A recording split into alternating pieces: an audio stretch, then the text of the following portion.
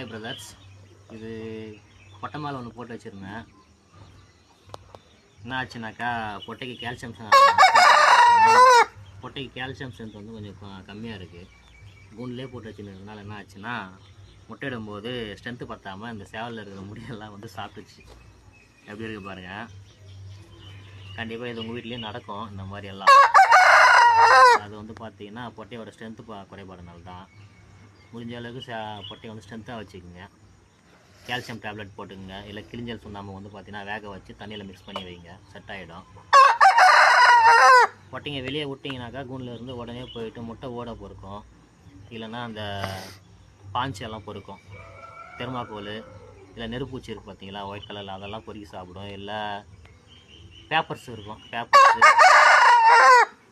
இந்த plastic by வருது பார்த்தீங்களா, கோணி பை ஒயிட் கலரில், அதெல்லாம் வந்து பார்த்திங்கன்னா பிச்சு சாப்பிடும். அதெல்லாம் இந்த குறைபாடு இருக்கிறதுனால தான்.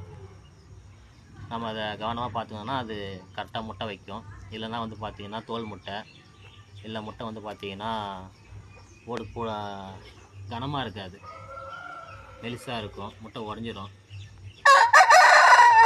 இதுக்கு வந்து பார்த்திங்கன்னா விம்ரால் டானிக் கொடுங்க. விம்ரால் டானிக் கொடுத்துட்டு வாங்க, ப்ராப்ளம் சால்வ் ஆகும். கால்சியம் டேப்லெட்டு கொடுத்துட்டு வாங்க. கேவுரு அதிகமாக ஆட் பண்ணிக்கோங்க.